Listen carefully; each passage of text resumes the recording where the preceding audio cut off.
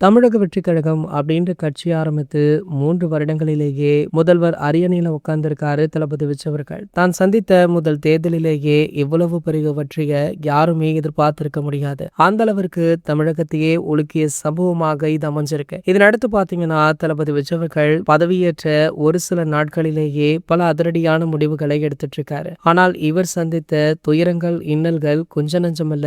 இது தமிழக மக்களே அறிந்த ஒன்றுதான். தமிழக எலெக்ஷனுக்கு முன்பாக இவருடைய மனைவியான சங்கீதா விஜய் அவர்கள் இவரிடமிருந்து விவாகரத்து கேட்டு மனு தாக்கல் பண்ண விஷயம் பூதாகரமாக விடுச்சது. மேலும் தளபதி விஜய் அவர்களை அது மிகப்பெரிய அளவுல பாதிச்சது. அதனை அடுத்து ஒரு விழா ஒன்றில் கலந்து கொண்ட தளபதி விஜய் அவர்களோ மனம் நொந்து பேசியிருந்தார். அந்த வீடியோ கூட சோசியல் மீடியாக்கள்ல வெளியாகி செம்ம ட்ரெண்டா போச்சு. சோ இந்த மனு தாக்கலை அடுத்து தளபதி விஜய் அவர்களை பற்றி பல அவதூறுகளுமே சோசியல் மீடியாக்கள்ல உலா வந்தது. அவருடைய மகன், பிள்ளைகளே அவரிடம் பேசுறது கிடையாது, இவங்கெல்லாம் பிரிந்துதான் வாழ்றாங்க அப்படின்னு சொல்லி பலவிதமான விஷயங்கள் சோசியல் மீடியாக்கள்ல உலா வந்தது. இந்த நிலையில பாத்தீங்கன்னா ஜேசன் சஞ்சய் அவர்கள் சமீபத்துல தான் தளபதி விஜய் அவர்களை மீட் பண்ணி வாழ்த்துக்களை சொல்லியிருக்காரு. அவர் பாத்தீங்கன்னா சற்று காலமாகவே லண்டன்ல இருக்காரு.